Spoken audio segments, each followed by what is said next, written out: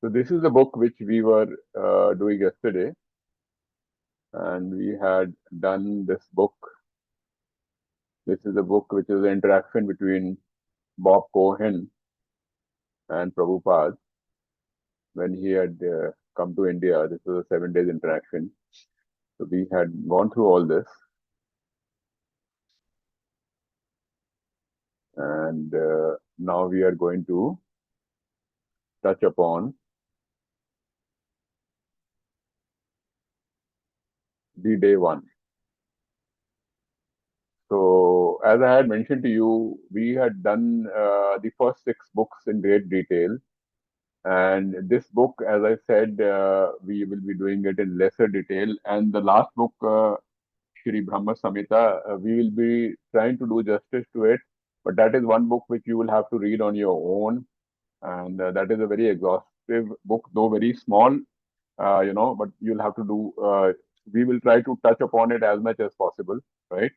And do justice to it, right?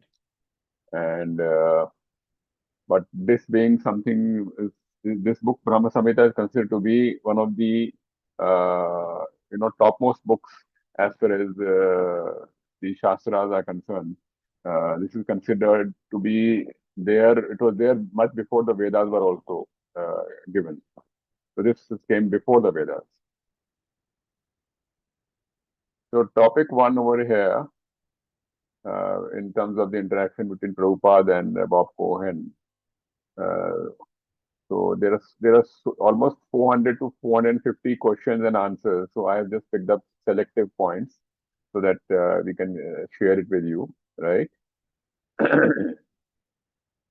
So on the day one is basically topic one. So topic two, topic three is basically day one, day two, and it goes on till almost 8, 9 days.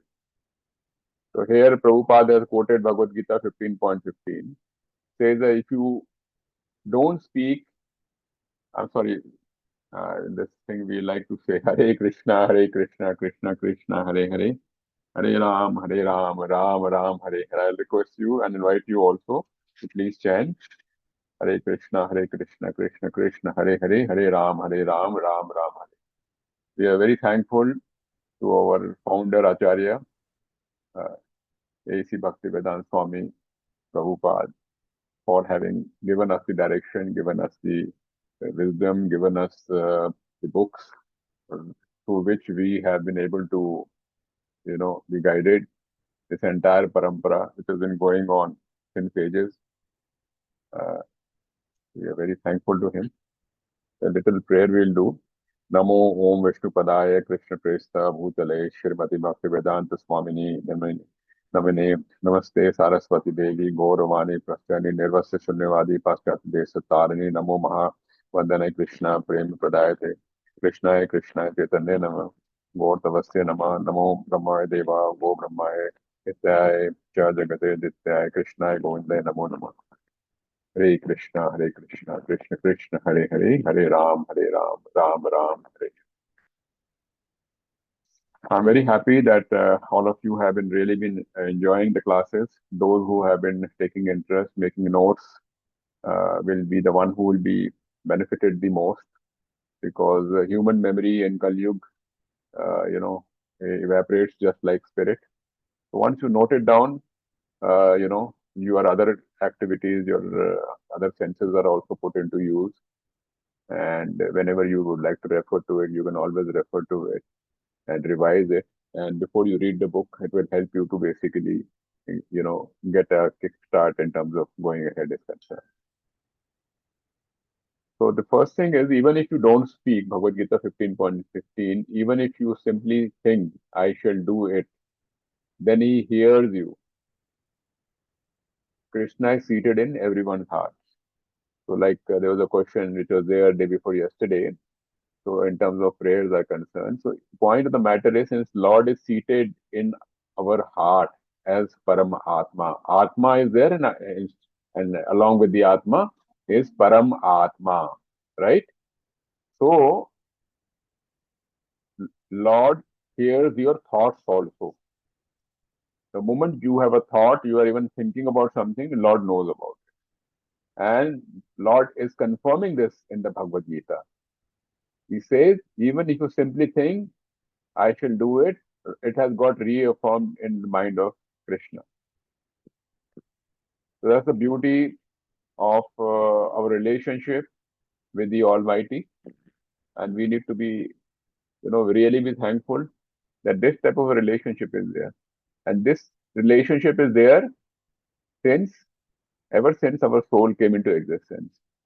And that soul has already seen the journey, as you all know, of having gone through 84 lakh species. 84 lakh species, and in each species, we do not know how many births it has gone. And now we are very fortunate to have come to the human body, human form.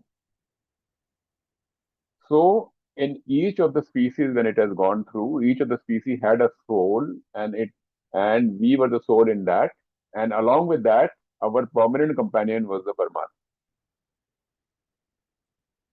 So, in each of our misfortune, each one of our happiness, Paramatma was there experiencing it. As a father is or a mother is always there with the child. In Katha Upanishad, Prabhupada has quoted in relevance to a question which has been raised by Bob Cohen. He says, prayers to Krishna is our only business. So our only business is prayers to the Almighty. That is our only business. That what exactly means prayer in the purest form means your interaction with the Almighty. It does not mean that prayer means that you have something which is, as per a particular Sanskrit verse and all that. If it is so, that is good. But if you do not understand the meaning of the prayer, it has got no relevance. Hence, your interaction can be construed to be the prayer with the Almighty. And with due practice, you start to get responses also from the Almighty. And then it becomes a two-way communication. Topic 2, Prabhupada was replying to some questions from Bob Cohen, and one of the points which we had mentioned was austerities are required for permanent happiness. Austerities means basically austerity from the material world. The more we put austerities, more we are into spiritual consciousness, right?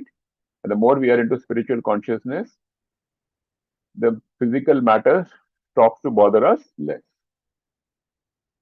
So this is where it is. So Prabhupada had said, take austerities as one of the ways for permanent happiness. So, as I was telling you, this material world and the real world, which is the spiritual world, is a perverted image. It is opposite. While we in the material world always believe that material comfort is something which gives us permanent happiness, but in reality, it is a source of discomfort. It ultimately leads to discomfort. The more we are able to be away from it, we will be leading towards permanent happiness. As we discussed in the last 2 days, everything in this world is impermanent. So everything in this world is impermanent except for the soul and the super soul. So we all are working towards something which is not permanent. Hence, if it is not permanent, in real sense, it is not having any type of a real happiness.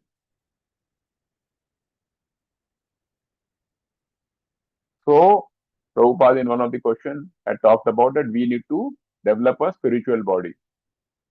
And we had discussed in great detail yesterday and day before what spiritual body means. Spiritual body is spiritual consciousness. Spiritual body is spiritual consciousness and Krishna consciousness. We discussed the entire method of how we need to spiritualize. And I had given you an example, basically, whereby just like iron is iron, and once the iron is put into fire, it no more remains as iron, it becomes fire. Likewise, we need to transform ourselves by awakening our spirituality, by awakening our soul, basically being more realized about the fact that we are not the body, our actual identity is our soul. When you desire to gratify your senses, that is material life. And when you desire to serve God, that is spiritual life. Right? So you can note this down. When you desire to gratify your senses, Lord has nothing to do with it. And when you desire to serve Almighty with the same material things also, so when you dovetail all your material activities, when you dovetail all your material activities in the service of the Lord, that is spiritual life. A devotee is one who is always pleasing Krishna. He has no other business, that is a devotee. So he may be working in an organization, he may be, he may be a soldier, he may be a pilot, he may be a businessman. That has got no relevance. So side by side, he can continue to be a devotee because whatever he is doing, he is always remembering Krishna. And he is always doing it for the pleasure of the Almighty. So we have discussed this in great detail and reflecting for the benefit of some people who may have joined today. So dovetailing all your activities for the pleasure of the Almighty. You may be doing something which is for the nation. Say, let's say you are going for a war and you are a pilot. But the moment you get into the cockpit, you say, Lord, I am fighting for the truth. I am fighting for you. Hence, I am doing it for as a service to you. And then you are basically the soldier of the Almighty. That is our devotee. Just like Arjuna was on the battlefront fighting for Krishna, he was fighting for the truth. Though Krishna could have killed the other side just by a twitch of his fingers. He could have easily done that. But this is what is we are entitled to do. We are entitled to do our karma also. The whole human life is meant for purification. So, purification, the shortcut to purification is love for the Almighty. So, we have to purify ourselves by having each and every activity during our day and during our night attached to Krishna as an offering to him. And slowly, our love to him increases and hence the purification process increases. Our devotee business is to please Krishna. He has no other business. And as we were discussing yesterday, the moment you are in the books of Krishna, that is the highest achievement. As of now, we are trying to have Krishna in our books because we are missing him out for the last millions and lakhs of life forms which we have led. The idea is we have to love him so much that ultimately we are in his books. Krishna means his name, his form, his abode, his pastimes and everything. So Prabhupada is telling to Bob Cohen that Krishna is not a Krishna in his form itself. Krishna is Krishna in the deity form in the temple. Krishna is Krishna as we talk. Krishna is Krishna in Bhagavad Gita. Krishna is Krishna in Krishna Katha. Krishna is in this class itself. Krishna is in all living and non-living, in all moving and all static. Krishna is there, as we discussed, in the form of Bhagavan, in his individual form in Golok Vrindavan. He is along with our soul, that is, with our Atma, he is Paramatma. Right? And he is in each and every atom everywhere as Brahman, universe and millions of universe.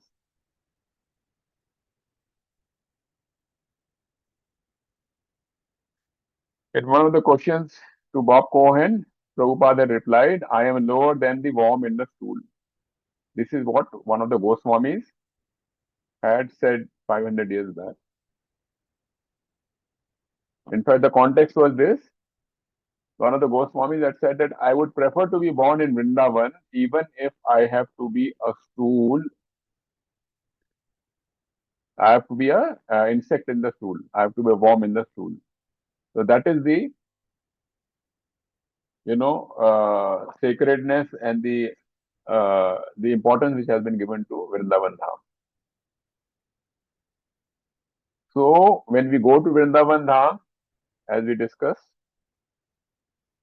It is a totally spiritual realm. People who are not in a spiritual frequency are not in a position to see it. They are able to see hogs over there, they're able to see monkeys over there, they're able to see dirt over there, but they are not able to visualize the fact that this is the same place where all the Krishna Leelas took place. They are not in a position to believe that even today at night and in different places, various Leelas are still taking place. Once the Prem Bhav comes, you are in a position to see everything over there. Our job is, in this living form itself, till we have this body, we should be in a position to reach that state. And we are fortunate that we have, in this material world, access to Vrindavan Dham.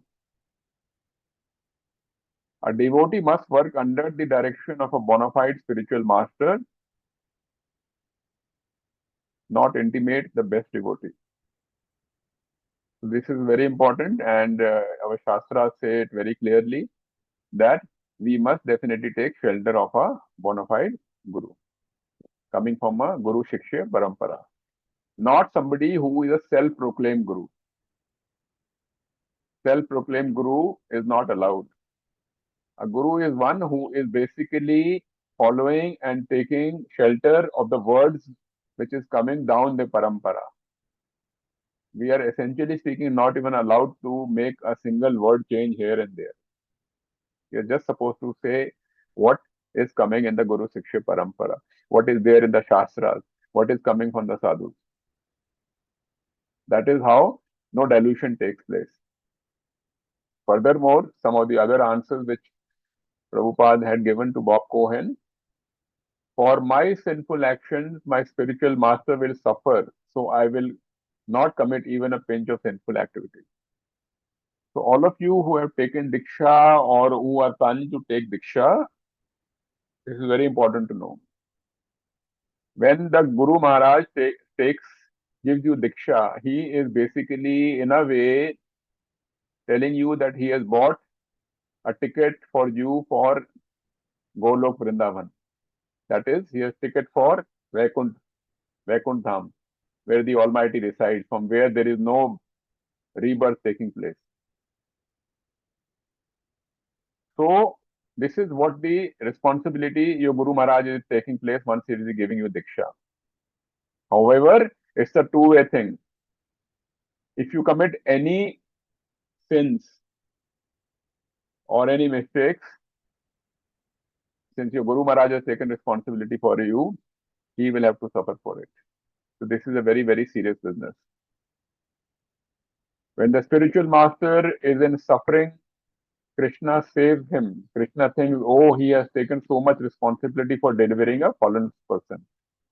This is a reply to one of the questions which Bob Cohen had asked, it is a very unfair deal in case that is the case vis-a-vis a guru is concerned. So Prabhupada tells him that the scripture says like this, that the guru has to face the problems and suffer.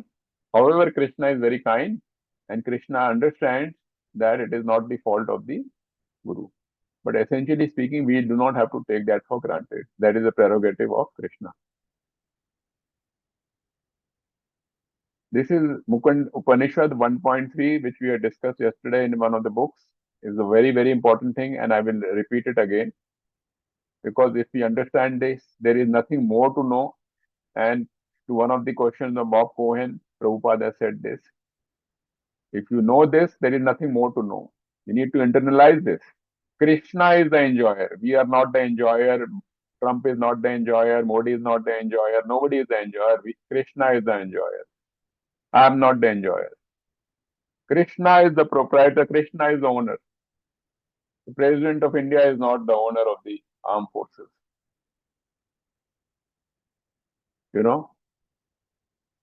Musk is not the owner of the huge empire which he has. Likewise, Dhirubhai Ambani or his sons are not the owners or the proprietors of the Ambani empire. Krishna is the proprietor. Krishna is the owner. Because they are here only for a minuscule time and then they will go. Krishna is the friend. If you know these three things, Krishna is the enjoyer, Krishna is the proprietor, and Krishna is the friend, there is nothing else to know. Because if people really know this true knowledge, there will be no fights, as we discussed yesterday. But we are conditioned souls, we are not given this information in our education system. And we are given material education, which is temporary, false, and of no use. This is the true information. This is what is there. If you know this much, this is more than sufficient to graduate from bodily consciousness to soul consciousness. And soul consciousness means getting into the spiritual plane. The sage is knowing me as the ultimate purpose of all sacrifices. And austerity is coming in Bhagavad Gita 5.29. Lord Krishna is saying this. The sage is knowing me as the ultimate purpose of all sacrifices and austerities, the supreme lord of all planets and demigods, and the benefactor and well-wishers of all living entities attain peace from the pangs of material misery. So Lord is saying very clearly that He is the only ultimate enjoyer. Whatever is being done, if some Trump towers are coming up, some 100-story building is coming up, the person who is making it, he will pass away in the next 20-25 years. The entire nation will evaporate in the next 200 years, 300 years, because all histories keep on changing. So everything is basically ultimate purpose should be as an offering to the Lord, because He is the only proprietor. We are just whips. Brahma Samhita, it comes very clearly. I'd like to share with you. Approximately 9 billion years is the life of one Brahma, right? And when Mahavishnu, when he inhales, it is 4.5 billion years. When he exhales, it is 4.5 billion years. So one inhalation and one exhalation, one Brahma is finished. So you can imagine what we are and where we are and what is our insignificance. But Lord is so kind that He is sitting with us in our heart. That is the love. And He is always there permanently.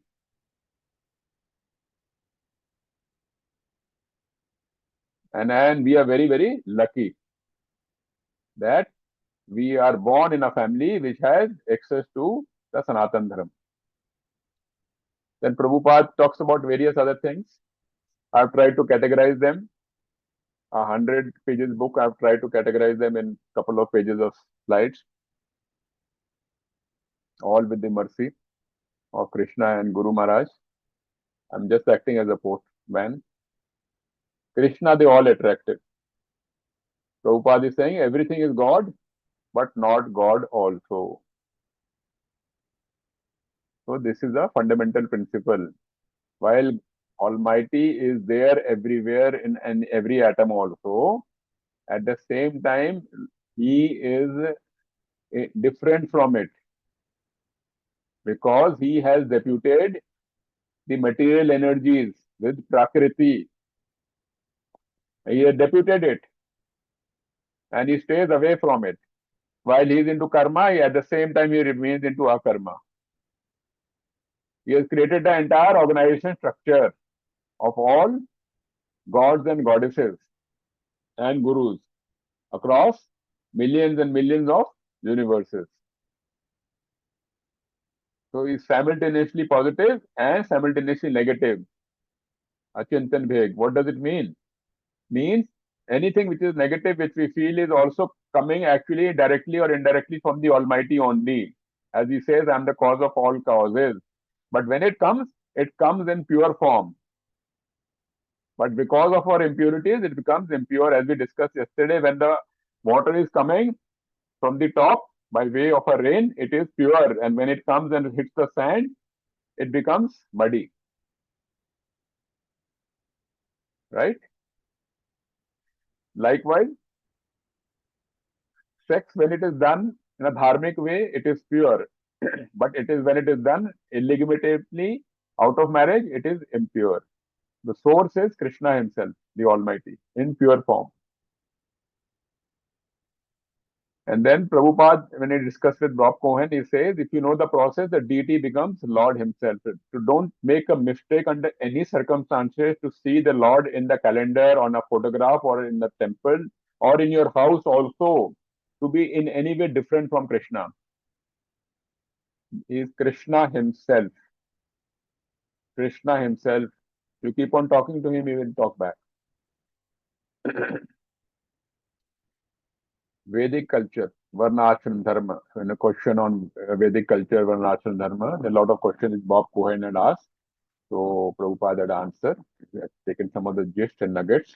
Vedic principle is to reduce attachment. So the whole system is called Varna Ashram Dharma. We had spent some time yesterday on this in a gist. Basically, when you are in Brahmachari Ashram before you get married, it's total detachment because the entire system was what earlier what? You stay with the Gurukul, you stay with the Guru Maharaj, you stay with Guru Ma, right? For the first 18 years, 16 years, right? Away from your family. Go to 5 families and beg for food. And then bring it to your Guru Ma and give it to her, and then from whatever she gives, you take it. But that entire beautiful system has been eliminated by last 1,000 years of invasion. So our system of one ashram was so beautiful. First 18, 19 years, brahmachari, totally trained in the Vedas, totally trained in all the Shastras. And all the Shastra means everything. Chemistry, astrophysics, all sciences were there, metallurgy, everything was there. And the next 25 years, Grahast Ashram, 30 years, 35 years, Grahast Ashram. So you are totally knowledgeable and spending your entire life of next 25, 30 years as a Grahast, so that you could, in a way, support the Brahmachari ashram, you could support the Vanaprastha ashram, and you could support the Sannyas ashram. So the entire system was whereby you would focus only 25, 30, 35 years of your life in Grahast ashram, running the economy, running as a Kshatriya, or running as a Vaishya, or as Sudra. Other 75 years were totally dedicated to Almighty. So after Grahast ashram, say you get over at 50, you're supposed to get over at 50. 50 to 75, Vanaprastha ashram. Vanaprastha means forest. Then, now you would say, as we discussed, Vanaprastha is not possible, but do it at home. 75 onwards, Sannyas ashram. Total sannyas. This is what Bob Cohen is being told. The real goal of life, to go back home, back to Godhead, is the real goal of life. Otherwise, this bus which has come after 84 lakh species into n number of births would be missed.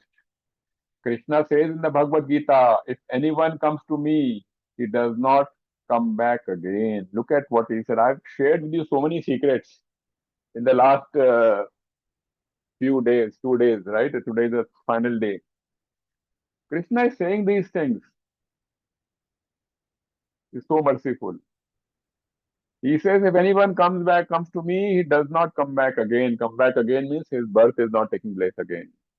So he goes back to Vaikunt Dham, from where there is no birth. If you go to Swargalok, you are bound to take birth again. And again be punished. As we discussed yesterday, Swargalok is a Mahindra resort, is a sterling resort, from which you spend whatever good things you have done, you get a good time over there. And after that good time is over, you come back again. Again in this world. Only place which is left, which is there, is going back to Lord Krishna, the Almighty, from where there is no return. 3 modes of nature. This place, as we discussed yesterday, Bhagavad Gita says very clearly, planet Earth is Dukhalaya. Dukhalaya means place of misery. And we are trying to find happiness in a place which Almighty himself has said is place of misery. Three modes of nature. A man gets higher birth or lower birth according to the association of gunas or the modes of nature. Higher birth, lower birth, please understand, it does not mean being born in a Brahman family or a Shudra family. It means simply, higher birth means born in a family which is God realized family. Lower birth is a birth in a family which does not understand God at all and does not pray to God. That is the lower birth. If you are a big industrialist or a big position and have a big house and a big car, and you do not pray to God and do not remember Him, you have been unfortunate to have been born in a very low family. This is the reality. Vanprasth is when one is a little detached from family, while sannyas is fully detached from family. Other topics on which discussion took place between Bob Cohen and Prabhupada on becoming pure. So I'd like to share, I try to cover the gist. If you see 2 or 3 sentences, these may be reflected in 3 pages, 4 pages over there. Becoming pure, you can improve welfare of others, then own life is success. So here it is important to understand, as we discussed, this is always in the mode of goodness. But unless and until you do good for others, by taking Krishna into the picture, it is not actual goodness, it will become a liability to you, as we discussed in detail yesterday. You say, I made a hospital, I made anath ashram, ye wo. As long as that I is there, you will go to Swarg and then again be coming back to earth. So actually, you do not become pure. Pure is once you get beyond the mode of goodness. If you become Krishna consciousness, you will feel happy always. As of now, our happiness is what? I've achieved something and I feel happy. After 10 minutes or after the party, I'm back into the same soup. Following regulatory principles for 6 months, Prabhupada tells Bob Cohen, Bob Cohen says, how can I get into the line? How can I start? So he says, you follow the 4 regulatory principles. No illicit sex, right? No gambling, right? And all the 4 regulatory principles you follow, right? No meat eating, right? No intoxication. And then you are on to the path.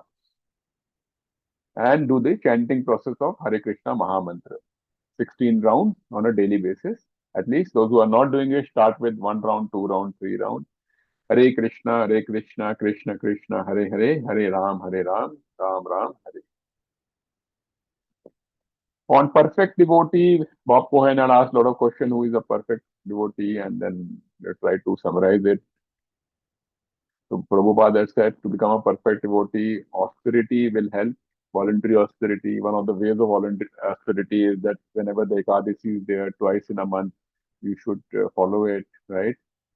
When you are getting up in the morning at 4:30, 5 o'clock, whatever, do Mangal Aarti, do chanting 16 rounds, these are austerities, right? Maya is imposing so many difficulties, but as soon as you surrender to Krishna, no more imposition. The point is, keyword is surrender. How to surrender to Krishna, we spent a lot of time yesterday. So those who have missed it out, please see the recording once it is available. By following his qualities of work, every man can become perfect. Qualities of work. Qualities of work means doing the devotional service. Whatever you do it as a seva to Krishna. Do it as an offering to Krishna. Right? Acting in knowledge of Krishna. So we must be very, very intelligent, and then he can understand Krishna. Prabhupada says that a person needs to be very, very intelligent to understand Krishna.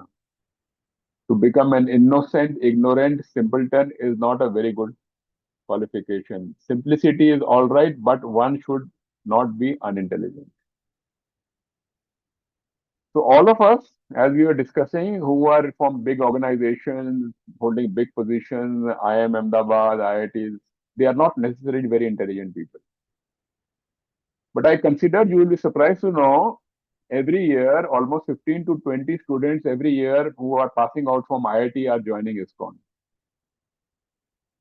as far as I am concerned, they are the most intelligent people because they have actually understood. There is a gentleman by the name of Leela Purushottam Prabhu. He was from director of now director of IIT Mandi. He was earlier IIT Kanpur. In the last 30 years, I would presume that through him and with the mercy of Krishna and Prabhupada, I think almost 500 students from IIT have joined ISKCON full time, and almost 30% of them have joined as monks. So this is where it is. So these are the real intelligent people, because they know this bus has come after so many lifetimes. One makes his advancement in Krishna consciousness by voluntarily giving up his attachment to material nature or Maya. Appreciate what transcendental knowledge is. It is spiritual knowledge. If you get knowledge, automatically tapasya will follow, and then you make your advancement in spiritual life, as we discussed. So once you have got spiritual knowledge, then automatically austerity will follow, and you will automatically make advancement in spiritual.